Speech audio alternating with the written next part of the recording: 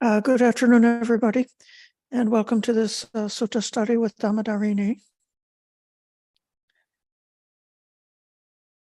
This week, I'm proposing to discuss Sutta number 114 in the middle-length discourses, which is called Sevitaba Asevitaba Sutta. Sevitaba is what should be cultivated. Asevitaba is what should not be cultivated. I have a particular sort of a reason for choosing this sutta. We've been looking into wise reflection throughout the 3 months of this Vasa, of this rains retreat.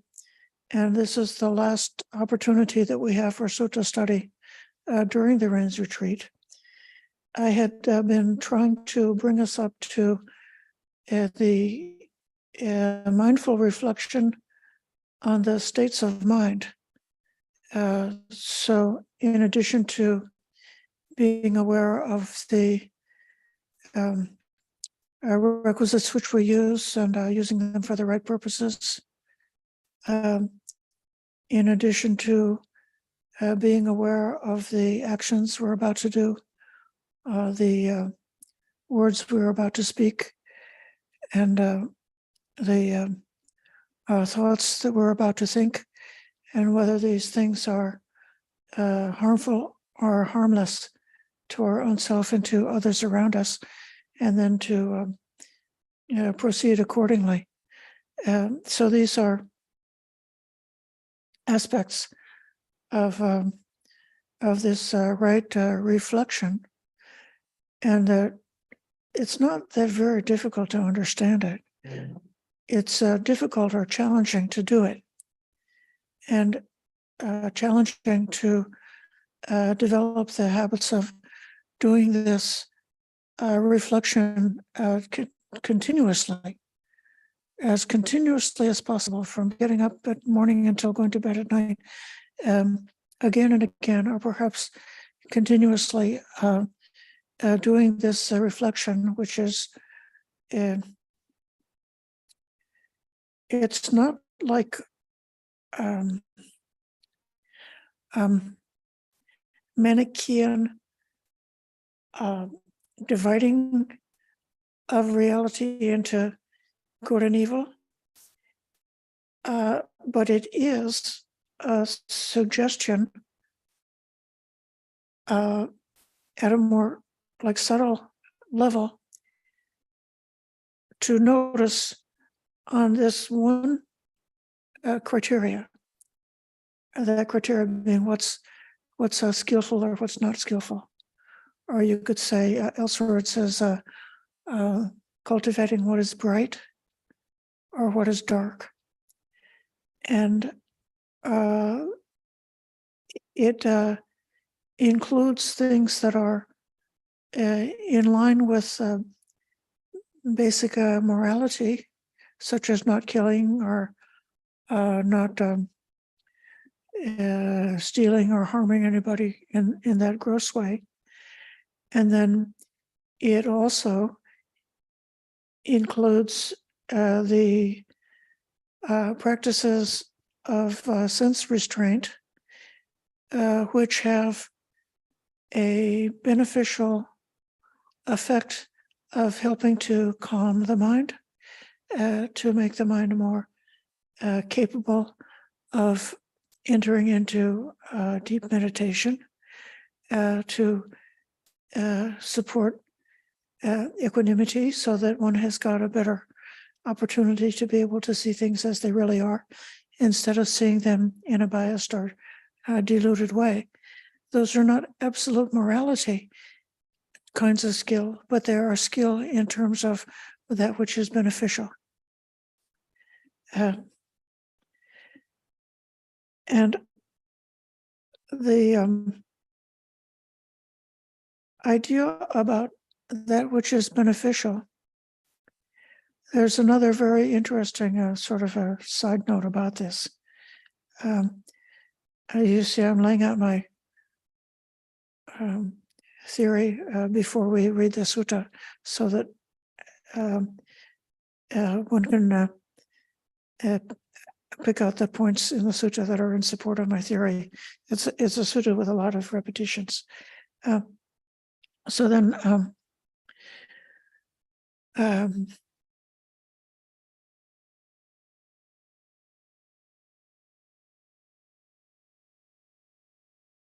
there's this question that people sometimes have about whether we're just concerned individually about what's beneficial to my practice, and whether we think that if it's not going as I want to, and I want to make a change, should I consider changing something about my external situation? Should I consider that I'm surrounded by bad people, I have to get away from these bad people in order to make progress on the path? Or should we say, actually, the problem is within, we have to just work on reconfiguring our attitude or the framework in which we see things in order for us to be able to make this progress?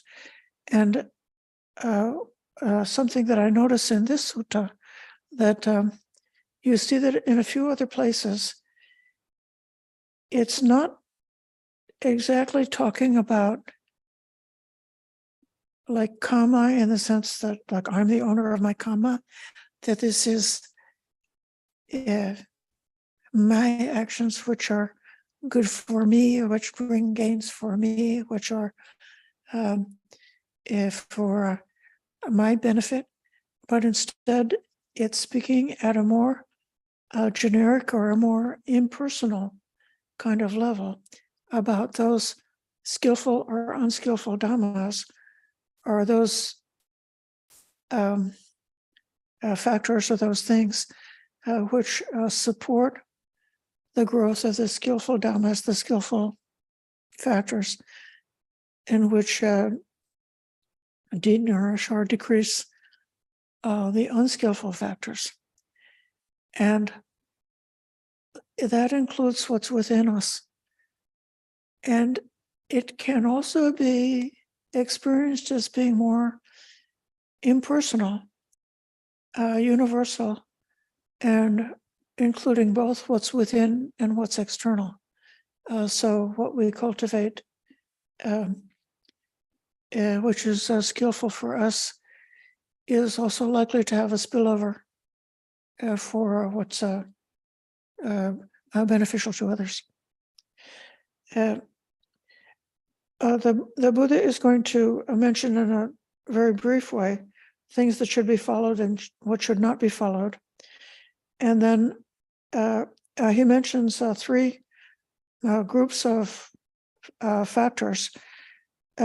One is about conduct or ethical conduct. The inclinations of the mind, perceptions, views, and selfhood. So this is like one group, you could call it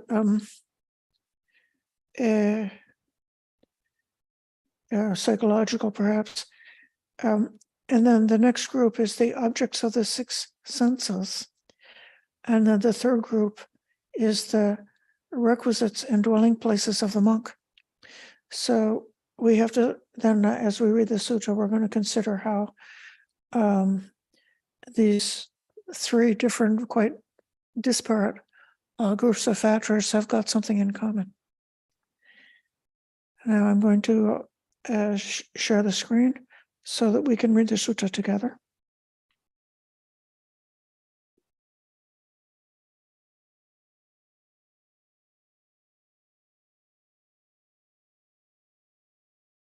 This is Middle Discourses, what should and should not be cultivated, number 114.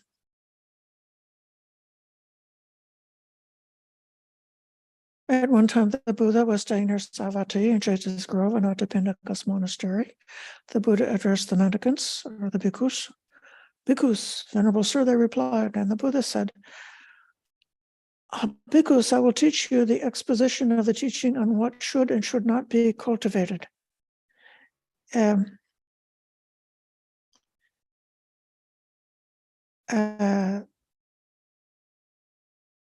Sevitaba.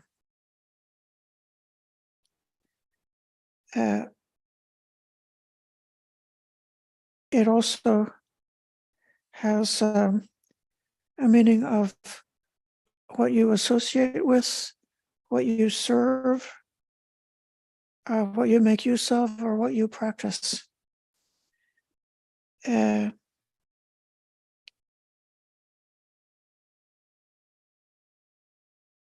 So it doesn't necessarily mean that you should never be kind to a bad person. It means that you wouldn't be a follower of a bad person, just for example. Okay, so the Buddha says there are these two kinds of bodily behavior.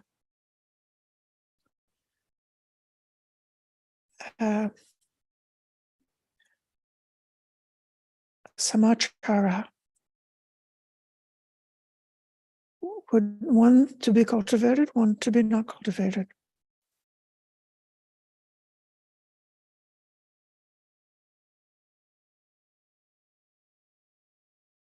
There are two kinds of verbal behavior. That which you should cultivate, that which you should not cultivate. Each of these is a kind of behavior. Two kinds of mental behavior.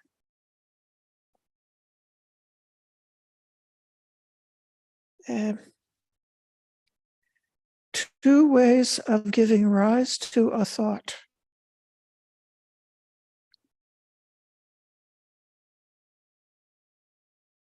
Two ways of acquiring perception.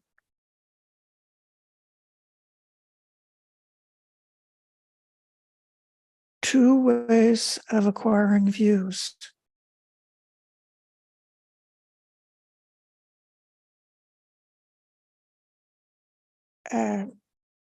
Bhikkhu Sujato translated, two ways of reincarnating.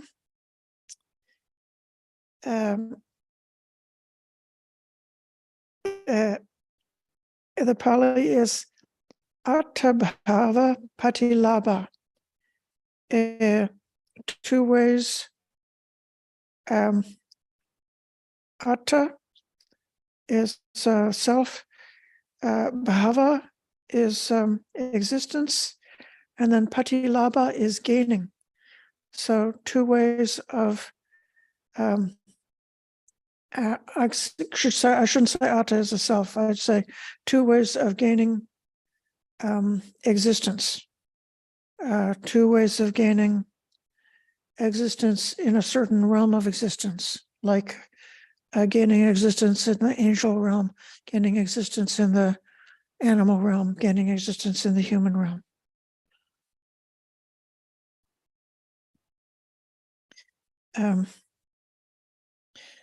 One to be cultivated, one not to be cultivated.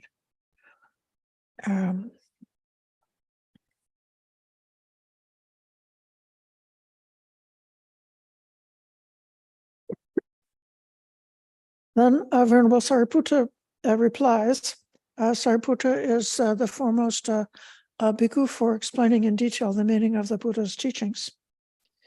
Sariputta says, Venerable Sir, this is how I understand the detailed meaning of the Buddha's brief statement. The two kinds of bodily behavior. Why did the Buddha say that? You should not cultivate the kind of bodily behavior which causes unskillful qualities to grow while skillful qualities decline. This is the key factor.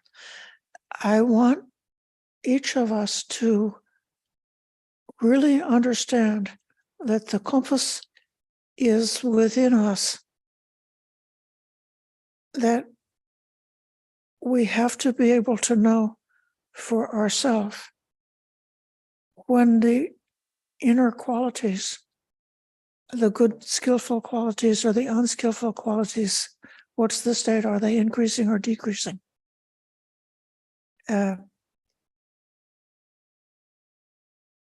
If we don't do that, we will never be independent in the Dhamma. And then second, you want the unskillful qualities to decline while the skillful qualities grow. And now he gives the examples of the kinds of bodily behavior.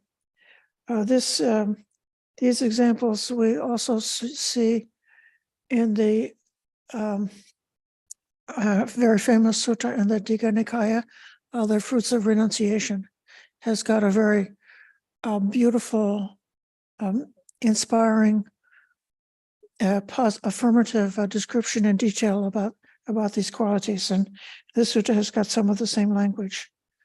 The unskillful, when one kills living creatures, they're violent, bloody-handed, a hardened killer, merciless to living human beings.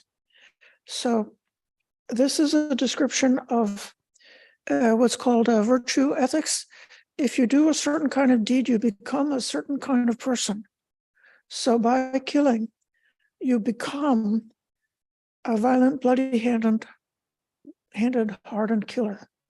You become merciless in the process of killing. Then the second point, they steal with the intention to commit theft.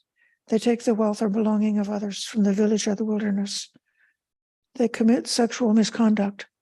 They have sexual relations with women who have their mother, father, both mother and father, brother, sister, relatives, or clan as a guardian.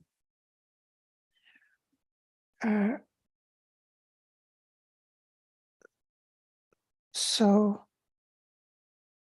they have sexual relations with a woman who is protected on principle, or who has a husband, or whose violation is punishable by law, or even one who has been garlanded as a token of betrothal. This kind of bodily behavior causes unskillful qualities to grow, while skillful qualities decline. You may notice that this description of sexual misconduct is one-sided. This is a reflection of the Indian culture, such that the woman is can be the target for sexual misconduct, and then normally she is under the protection of the family or the spouse, or if she's become a bhikkhuni, it says protected on principle. That means protected by the Dhamma. This is somebody who has undertaken celibacy as a bhikkhuni. And then even including a woman who is, I guess that's an in-between status. She's still under the protection of the family, but she's about to be going to her betrothed spouse. In modern times, since we don't have such a strong bifurcation of the roles of men and women, I think we would say that regardless of the gender, that one would not undertake sexual behavior towards one who's reserved for their other committed relationships, or their moral commitment to celibacy, or if they're a child their protection from their family, or someone who's weak and vulnerable in any kind of way, who's then not protected by the law from being harmed. So even, an adult person who was vulnerable in some way because of handicap or for any reason at all, if they're vulnerable, they should not be exploited.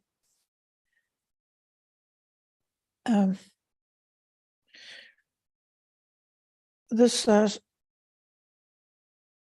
standard does not necessarily exclude consensual sexual behavior between two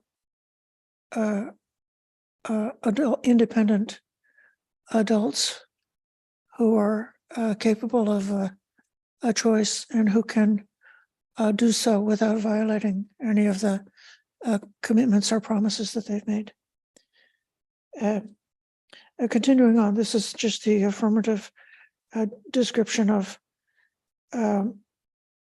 morality.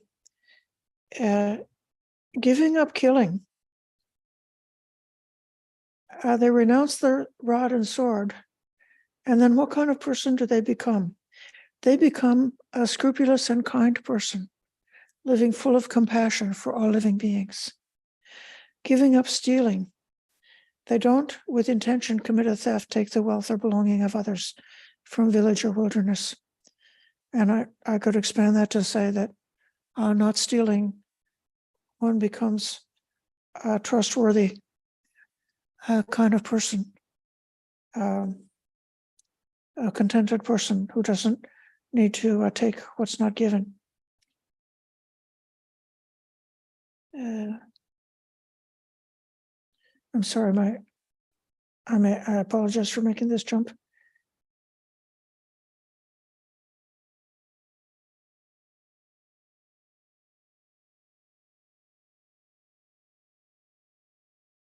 And they give up sexual misconduct, just as we said before.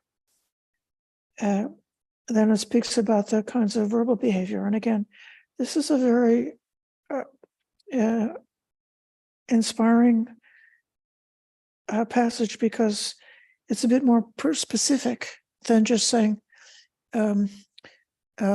false speech, harsh speech, harmful speech or foolish speech. He gives a more specific. You should not cultivate the kind of verbal behavior which causes unskillful qualities to grow. And then it gives the details about lying. It's when someone lies. They're summoned to a council or an assembly, to a family meeting, a guild, or to the royal court and asked to bear witness. Please say what you know. Not knowing, they say, I know. Knowing, they say, I don't know. Not seeing, they say, I see. And seeing, they say, I don't see. So they deliberately lie for the sake of themselves or another, or for some trivial worldly reason. So this really spells it out in a way that's very easy to understand. Then this is the unskillful. They speak divisively. They repeat in one place what they heard in another, so as to divide people against each other. They divide those who are harmonious, supporting division, delighting in division, loving division, speaking words that promote division, or they speak harshly. They use the kind of words that are cruel, nasty, hurtful, offensive, bordering on anger, not leading to samadhi. Or they talk nonsense. Their speech is untimely, neither factual nor beneficial. It has nothing to do with the teaching or the training. They have no value, untimely, unreasonable, rambling, and pointless. And then the behavior which is to be cultivated is the opposite.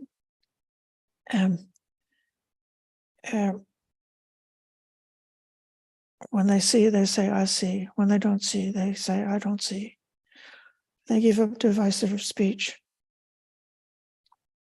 Instead of divisive speech, they reconcile those who are divided supporting unity, delighting in harmony, loving harmony, speaking words that promote harmony. And they give up harsh speech. They speak in a way that's mellow, pleasing to the ear, lovely, going to the heart, polite, likable, agreeable to people. They give up talking nonsense. Their words are timely, true, and meaningful, in line with the teaching and training. They say these things at the right time, which are valuable, reasonable, succinct, and beneficial. So this is the verbal behavior. In terms of mental behavior, the kind of mental behavior that should be not cultivated. When someone is covetous, they covet the wealth and belonging of others. Oh, if only their belongings were mine. They have ill will and malicious intentions. May these sentient beings be killed, slaughtered, slain, destroyed, or annihilated. These are the examples of the kind of mental acts to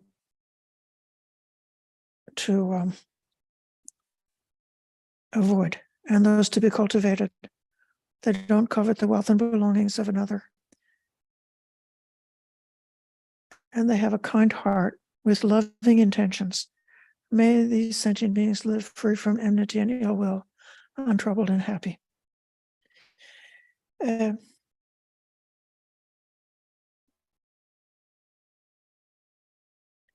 So up to now, I think you could say that this is sort of a baseline of, this is like the easiest example to understand, in the sense that these kind of actions, it's quite easy to just say what's harmful or what's harmless.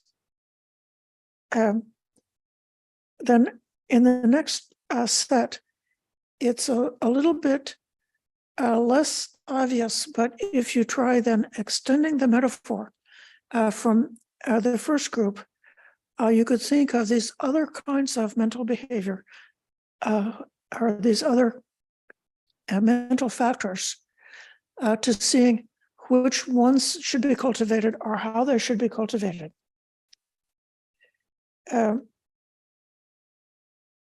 So the first one is giving rise to what's said is giving rise to a thought. This is chitta upadana. This is arousing a state of mind.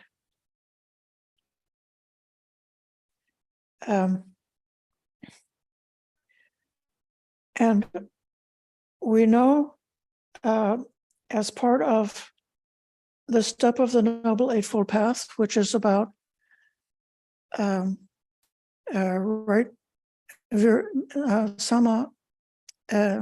samavayama, right effort, that if a wholesome or beneficial state of mind is not present, that one should try to bring it into being, to cause it to become.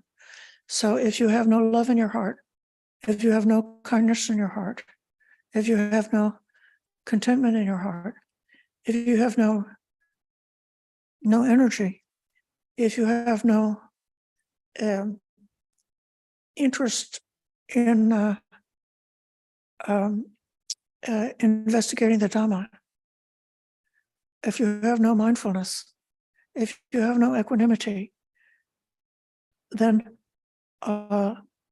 you should think about finding out how to give rise to this kind of a thought. This is chitta, which is closely related to a chaitana, a volition. And in the chitta nupassana, in the 4 foundations of mindfulness, it's very often translated as a state of mind, which would be like a state of mind which is affected by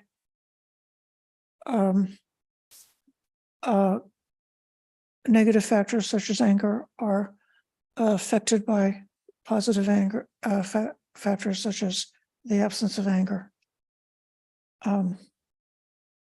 So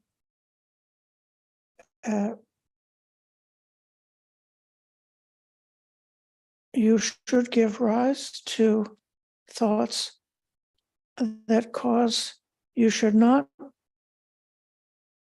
cultivate the way of giving rise to a thought which causes unskillful qualities to grow while skillful qualities decline. I'm going to give 2 examples. He doesn't give examples here. Simply noticing some superficial sign that's come into one's perception and locking onto that superficial sign, letting the thoughts become stuck in cogitating on something that's taken, not looking deeply, but just at the superficial level. Like I see that person is beautiful and that person is ugly. And I just react to that.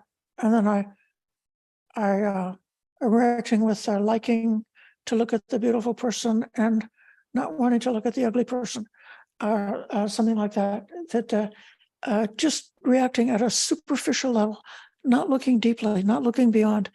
That would be an example of something that would be unskillful. So a thought that's not seeing the whole picture because it's locked onto a sign, which is just one of the qualities among the many qualities available at a particular moment of perception. That's just an example of a way of giving rise to a thought that could support unskillful qualities. And then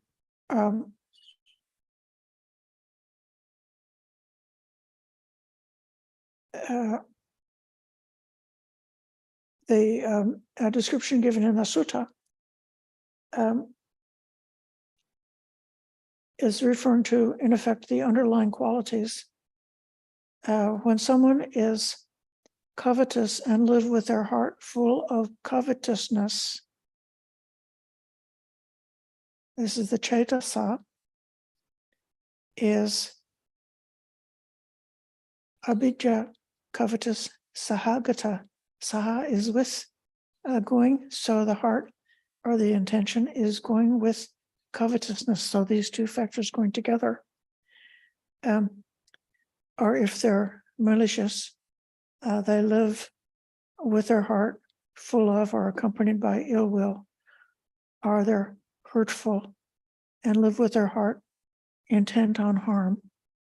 So because of those accompanying factors, then that leads to the way of giving rise to a thought which causes the unskillful qualities to grow.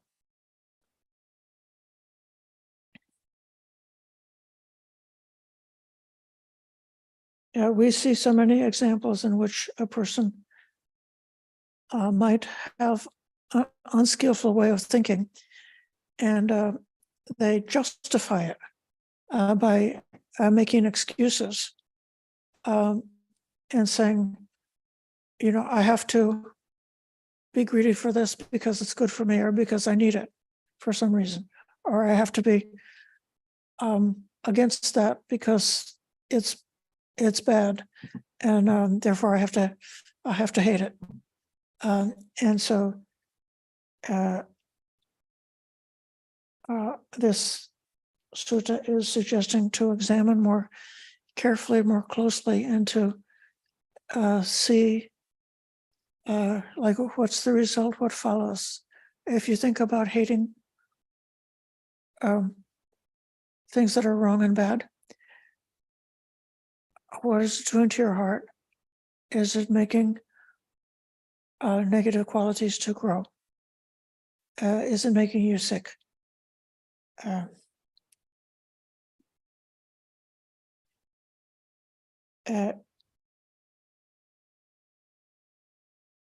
going to go to the end of this first section, which is, and then we'll pause for discussion. 2 ways of acquiring perception. And then he gives exactly the same description about what way of acquiring perception causes the unskillful qualities to grow. It's when someone is covetous and live with their perception full of covetousness.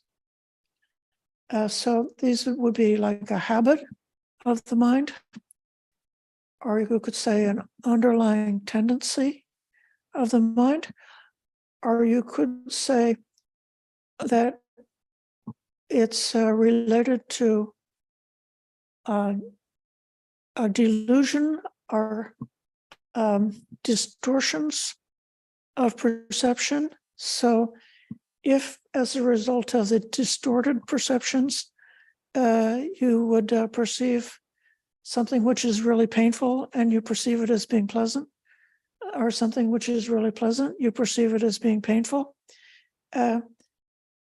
something which is really impermanent, you perceive it as being permanent. So these kind of untruthful distortions are fed by this covetousness, ill will, and cruelty or harmfulness. And they feed into them. So if you expect what you perceive to be permanent and not impermanent, then you would react very differently than if you see it as being impermanent.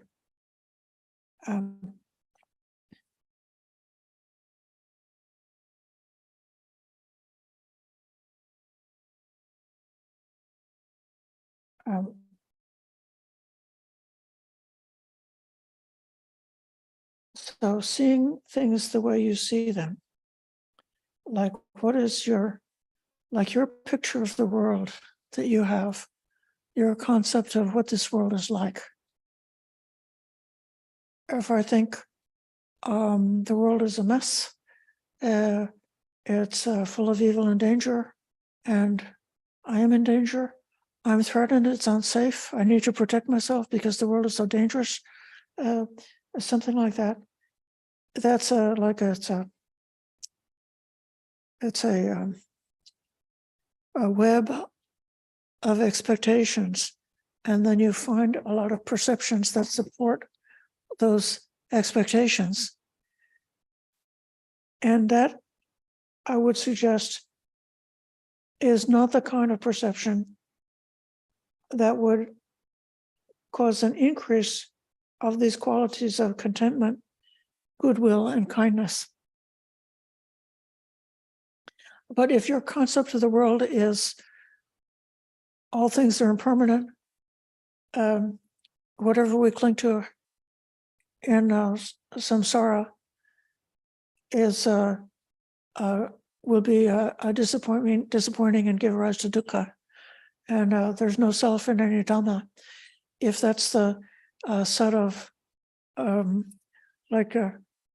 conceptual framework that we've developed, and then when things happen to us, when there's the contact there, then because of that framework of views, there may tend to be perceptions that are fitting in and supporting that set of concepts.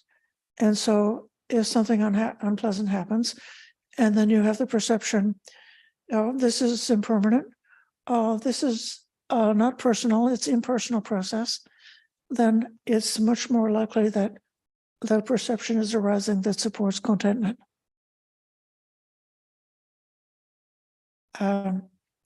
if we have that understanding about dukkha, and that's part of our framework, and we discover perceptions that support a wise understanding of what dukkha is, the nature of dukkha, then when there's an unpleasant thing, then compassion arises, you see. And so then these kind of way of arising these perceptions supports the skillful qualities.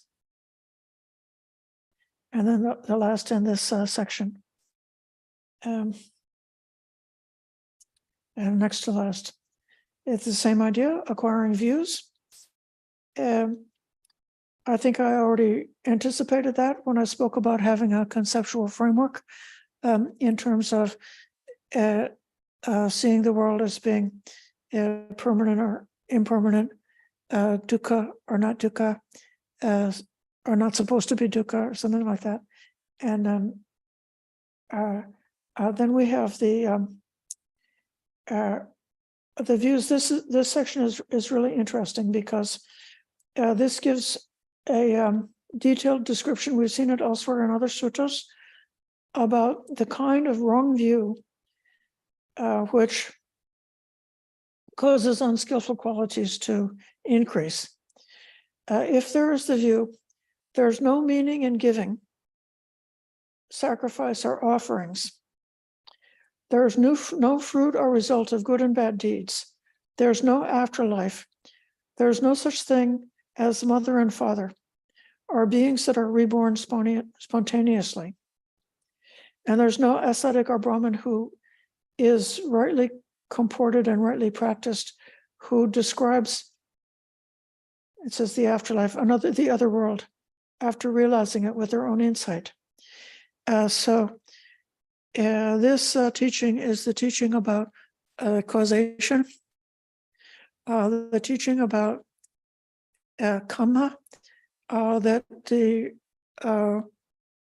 for a being to be born in a particular realm of existence, whether in a heavenly realm or in a human type realm or in an animal realm or in a woeful state, in a hellish state, that those births arising in those circumstances were the result of causes.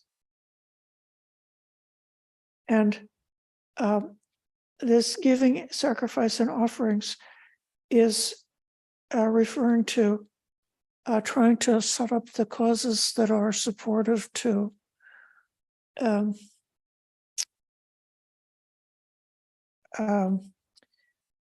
happy rebirth, the fruit and result of good and bad deeds is in terms of happy rebirth. The afterlife is in the Pali, it's the other world. So that's referring to an existence following the one that we're in right now. And then I've discussed this elsewhere, the thing that says there's no such thing as a mother or father. It doesn't mean that anybody would be so stupid to think that they don't have a mother and father. It would be that a person thinks that after their mother and father are deceased, that they don't exist anymore, and there's no need to remember them or honor them, remember them or dedicate merits to them. That's what the meaning of that phrase in this context. And then the beings who are reborn spontaneously is referring to the heavenly rebirths. So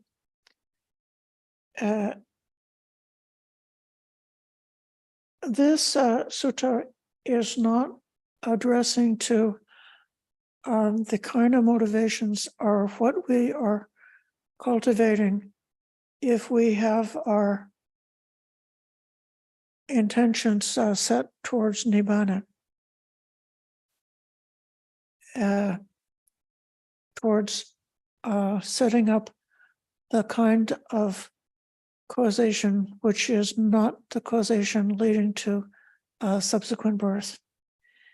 But the Buddha is here saying that causation in terms of samsara actually does need to be understood.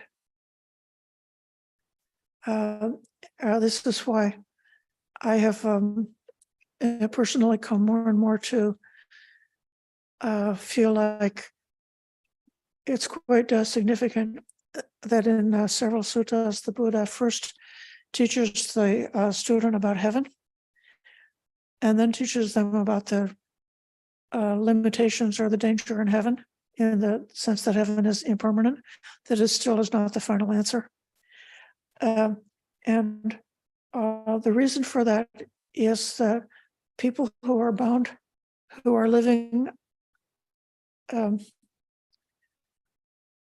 beings who are just living in what we could say like the dog eat dog world, who are almost in a hell realm where all they have to do is just try to get by, just trying to exist for another day, without even the possibility of stepping away from that merry-go-round, are people who have become obsessed with desire, obsessed with greed, or obsessed with hatred.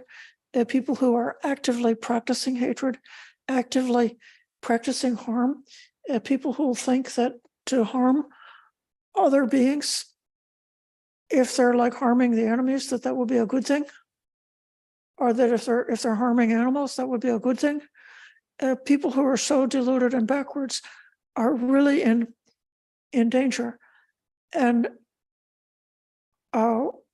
one should try. They should try to give up hell in order to undertake the heavenly, beautiful existence of somebody who is bound for heaven, which is this person who's practicing love and kindness, contentment, compassion, and all of these wholesome states of mind. And from there, they will be set up. And actually, all the patterns that they started are the very same patterns that will, just in the course of nature, as the river flows, lead them to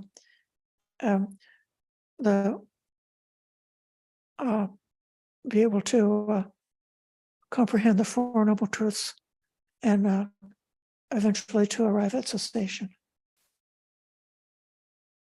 I'm going to pause here. This is the most important section that I wanted to speak to you about. And I think it will be useful to pause here for discussion, and we may be able to just cover the last two sections in more briefly. Again, my idea is if we can look within, if we can get a good vision of what is healthy, what's healthy and good for us, and then when it comes to the ways of thinking, look at those ways of thinking in terms of the ways that are moving towards healthiness, goodness, what's for our true welfare. Okay, I'll call on Damon. Hi, thank you. I am really taken with this sutta, and in particular, the one you just described about the right view, and in particular about the Brahmins who can, describe or rightly realize insight into the afterlife.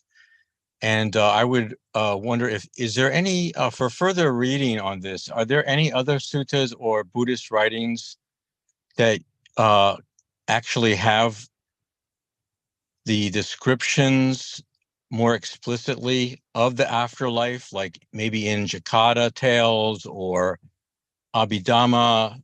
Yeah, for inspiration, I would love to read those at some point. I want to accept the afterlife as real.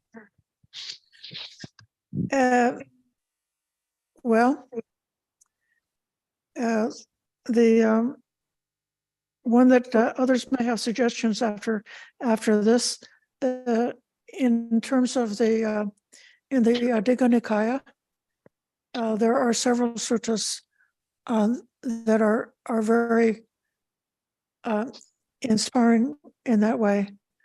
There's the one about I think it's King Sudama, and he lives in a heavenly realm.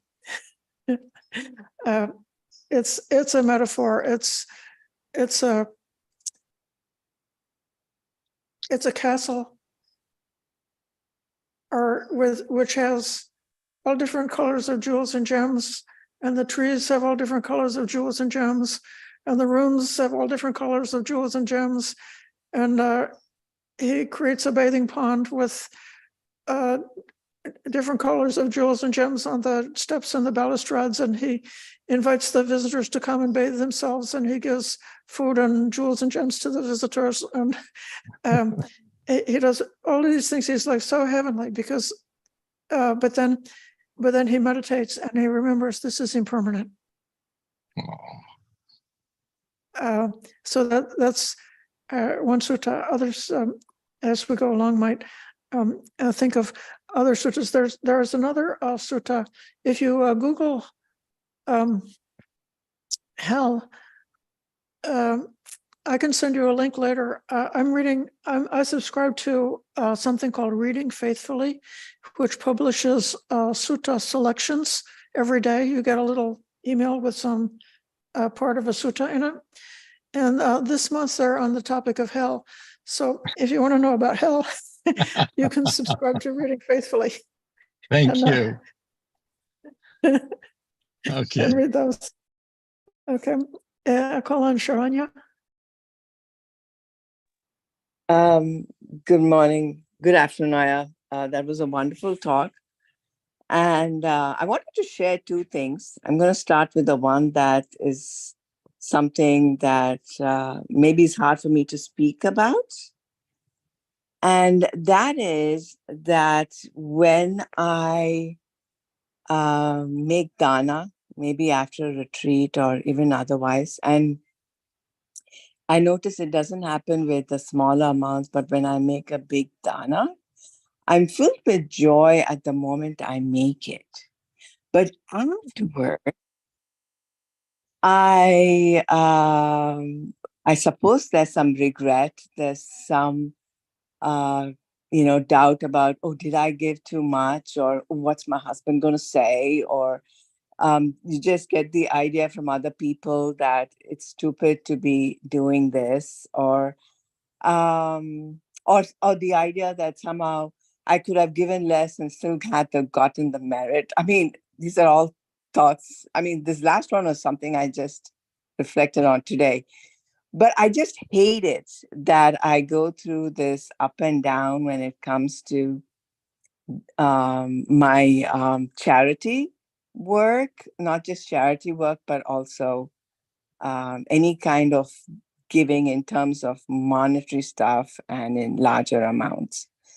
So I think this under the deeper truth here is maybe that there is some doubt about the law of cause and effect, I think, which is why I'm thinking this way. Otherwise, if I really had full faith, I wouldn't be struggling with this.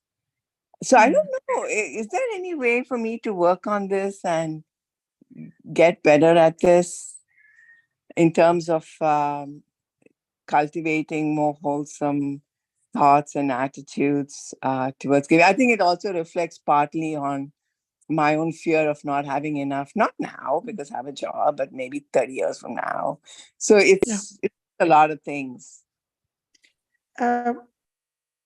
I would suggest, first of all, that you look up skeptical doubt, vicikiccha, and look up in the suttas or the Dhamma books that you know, what is suggested as the remedy for skeptical doubt, and think about those remedies. That's one point. And then a second point I would say is that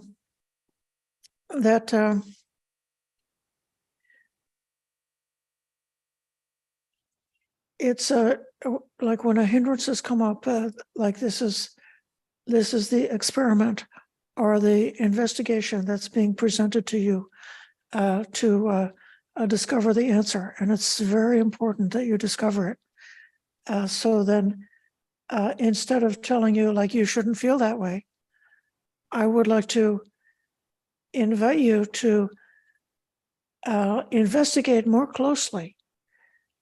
And it can be that there are some occasions, and it might be a formal dana, or it might be just some other occasion of doing something good, or even if you see somebody else doing something good, or even if you opened your computer and you saw like a little YouTube about a monkey doing something good for a puppy, or a puppy doing something good for a cat, or something like that, and then you would feel if there are occasions when generosity and kindness, where the clear perception of the benefit of that like comes through, that you're able to experience it clearly and kind of be like looking out for that clarity and notice that, and in a certain way kind of like examine it, like say, why do I feel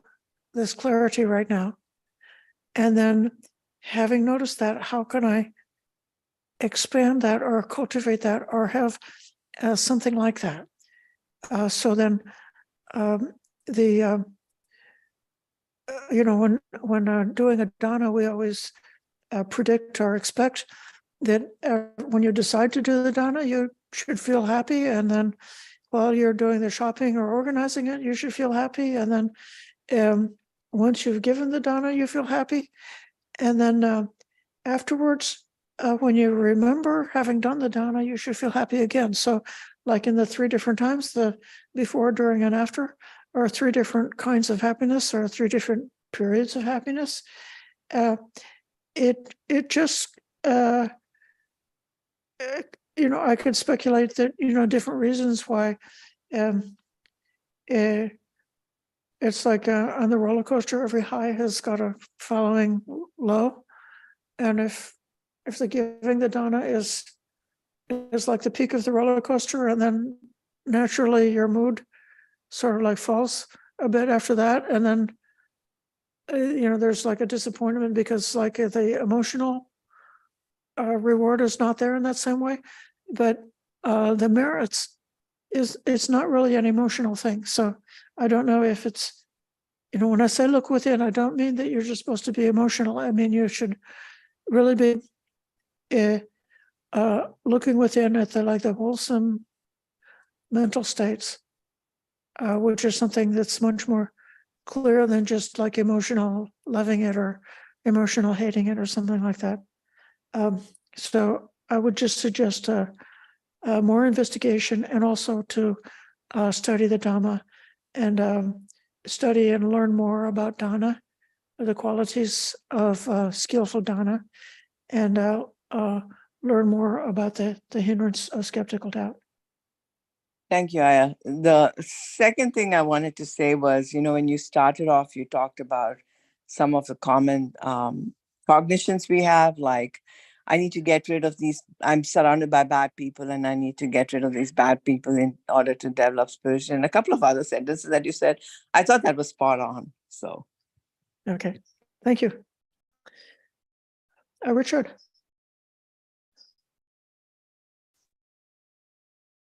Thank you, Ayya. One thing, just addressing the last person's thing about dana. There are some places where the Buddha describes when the non-monastic attains sotapan, stream entry, or I prefer hearing entry, they gain confidence in the Buddha, the Dhamma, and the Sangha, but they also become very charitable and are very happy to give charity, especially to the Sangha and everything. So, although even before Sotapan, one can give charity, but because one still has certain lower, you might say, motivations and things like that, then it is possible that one can feel regret or something like that. So I would just say, just give, whatever you can. And if regret comes up or something, just, okay, that's an experience, okay, I'm having some regret, whatever. But knowing that as you progress along the path and you attain to Sotapan, that your mind will become purified of those things and you'll see the true benefit, in dana, charity. But another thing is that some of what you were talking about in the sutta there, like thoughts, of ill will or things like that, or unskillful, unwholesome. And so what I see it as is, let's say you have thoughts in your mind, right? Like harming is okay, right? Rape is okay. Theft is okay. Your mind may not be very moved just by stating those things, okay? But if you continue on with that kind of thought, eventually your mind is going to be very moved. And in a certain case, you'll get upset and angry at somebody, and maybe you'll start beating them or something, or stabbing them or shooting them or whatever. So that's why those thoughts ultimately lead to, very, very bad actions, both for you and the other person involved. So that's why try to get away from any thought of thinking that harming another human being is okay, or stealing from another human being is okay, or something like that. Just don't think that type of thought. Once you've been emotionally carried away, try to pull yourself back. But before that point, start thinking in your mind that these things are just not okay, and by constantly reiterating that in your mind, you'll start going the other way, and you'll leave that kind of thought behind. Now, another interesting thing is that you notice when the section on lying, Buddha gives his examples, right? And they're all testifying. You're called before the king to testify, or the king's court, right? Or your clan, or your group, right? Or your large family, type association. They're all testimonies, okay? They're not so much what we would think of as, some small little, what they call a white lie. Maybe someone asks you, oh, how do I look, right? Well, maybe they don't look too good, but you don't want to worry them. You don't want to tell them something like that, right? I mean, you're not their physician or their doctor or something, or a close family member or something that may say, hey, I think you need to see a doctor or something. So you might say, oh, you're looking good. You know what I mean? That's not a testimony, right? It's not to your personal advantage or anything. It doesn't hurt the other person per se. So it's very a different type of circumstances. Or if you were taken, say, captive or something by some evil people, and they were torturing you to try to get some information out of you, right? Well, you might lie to them to confuse them and make them let you go or something like that. That's not a royal court. That's not an official sanctioned proceeding, right? That's not your clan's official sanctioned proceeding and everything like that. That's just trying to get away from a very dangerous situation. Okay, so that's not the same thing, and I think people don't notice that when Buddha describes what he's talking about. It's always this type of testimony. Okay, it's something that's going to affect other people unjustly. All right. It says for your own benefit and against or a relative's benefit or a friend's benefit or something like that while hurting somebody else, because that's what false testimony does. All right. So now another example in terms of right-mindedness is there's the famous example about the cow herd. And he has the cows and he has to constantly tap them and everything and make sure they don't go in the crops, because otherwise, he's going to be in a lot of trouble, right? But once the growing season is over, right, and there's nothing left but just a little, chaff or something and other kinds of plants in the field, he can just go and sit under a tree and take a nap. And he only has to look out once in a while just to see, where the cows are, but he doesn't have to give it too much attention, right? So this is really the comparison of the monastic going out to the forest, away from the crops, all the activities and everything like that, to like a more bare bones type of ground. And he's sitting under a tree and he's doing his meditation and entering into jhana. So while he's entering into jhana, he doesn't have to worry about his thoughts and stuff. They're not going anywhere. They're not doing anything. And when he comes out of jhana and opens his eyes, right? Well, the surrounding area around him is not that distracting. It's not, if he was to go and sit in like the town square, maybe there was a very small little green park in the middle of a big town square, and he sits there and he enters into jhana and then he comes out. Well, of course, there's going to be many sights to see. There's going to be maybe the smell of a nice restaurant or two nearby, or a lot of sounds, to hear maybe someone's playing music and everything like that. So that's like the cowherd. Then he has to be very, very careful about his senses, because there's all this sensual activity going on. But when he removes himself from that and he goes off to an isolated place under a tree in the middle of a forest, there's not that much, to distract him. So when he opens his eyes or whatever, or comes out of the jhana, there's not a lot of distractions going on there. So that's how he's able to maintain his wholesome state of mind and everything much easier.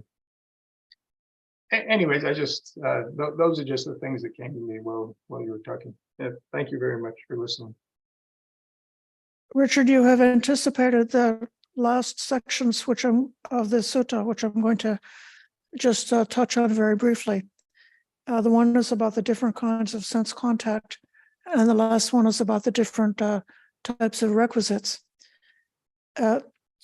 Indeed, it depends on where we are with our practice, what we're doing, what kind of habits of mind or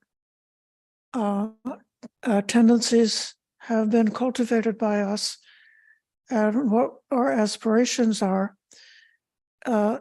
in terms of how we shall be towards the sense contacts. A person who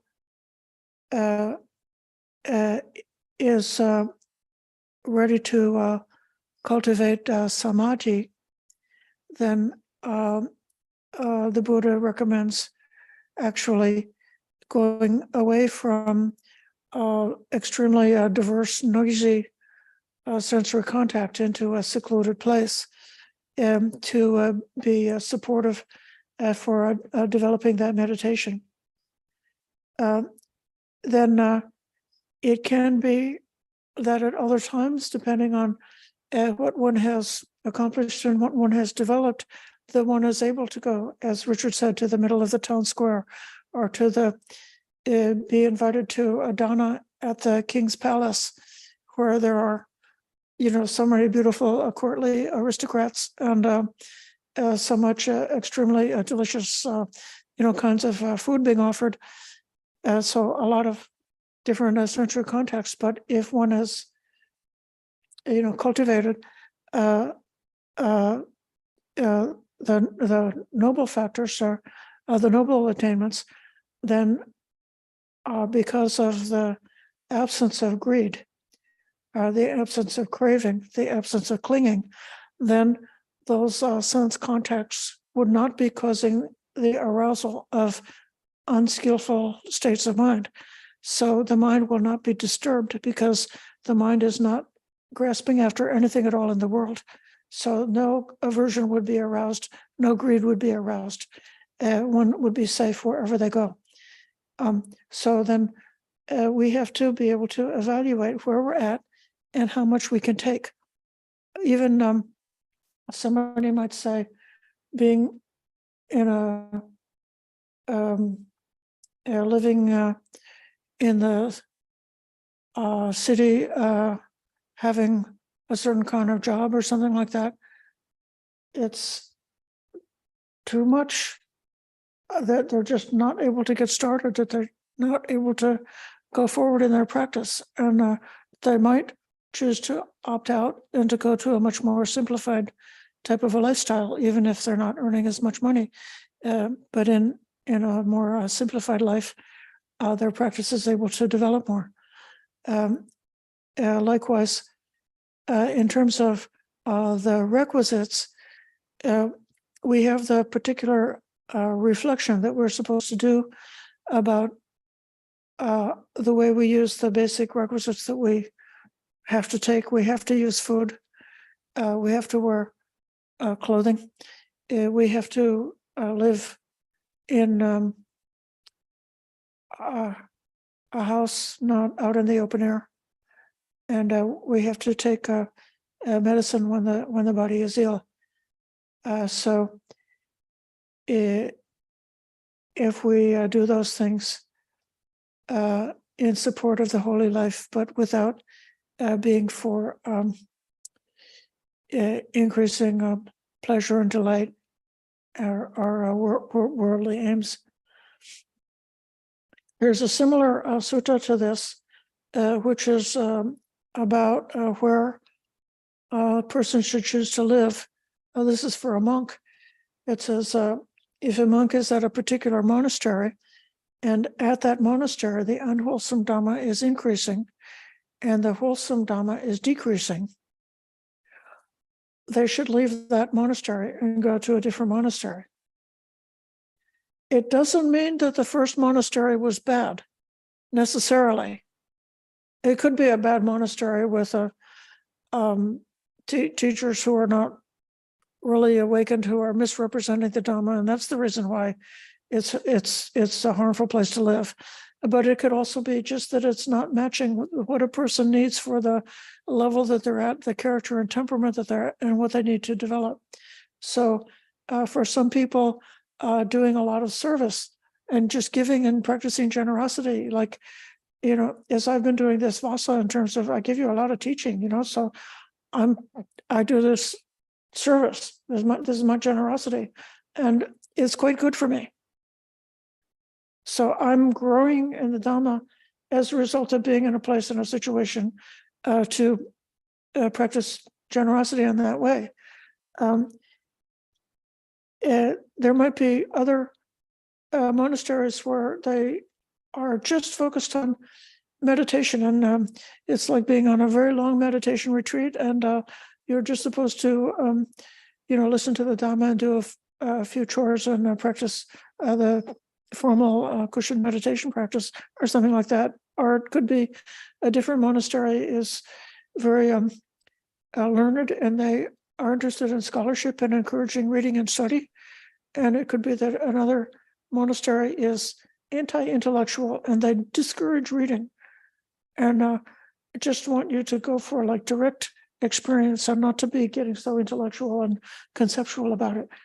So it might be that a really highly accomplished teacher who's said to have noble accomplishments, but for some reason, I just am not getting the benefit being at that temple, because maybe that learned teacher always has 200 other people around him competing for their time, and I'm shy, and so I'm always like sitting in a corner looking at a distance at that teacher. This is what can happen. And it could be that being at some small humble monastery with some humble teacher that only has a few students, but that teacher's got time for you, that that's the place where you're going to grow. So in all of these ways, you got to be able to assess, like, the situation you're in for your Dhamma practice and the situation you're in as far as what kind of sensory impact is coming at you, whether you're able to grow in the Dhamma or not. If you can grow in the Dhamma, then you should stay and overcome the difficulties, whatever they may be. And then if you're not growing in the Dhamma, you should make a change. And it's not, this is circling back to the original question. Somebody was saying, should I just change myself or should I change my situation? So that sutta, that parallel sutta, is saying that sometimes it would be okay to say, yeah, I need to change my situation in order to grow and make progress in the Dhamma. So I offer you these suggestions, and I appreciate your patient listening. And next week, there's no class next week because it's the bhikkhu, it's the Pavarana day for the bhikkhunis at the end of the Vasa. So we'll be preoccupied, and every good bhikkhuni in the whole world will be busy because every bhikkhuni in the whole world has this particular activity that they should be doing. So you can be on your own. The following weekend, on November 4, if you live any place in the North Bay or in California, welcome to come to our Katina ceremony. And then on Sunday, November 5, we shall be back to the usual programs. So thank you, everybody, for your patient listening.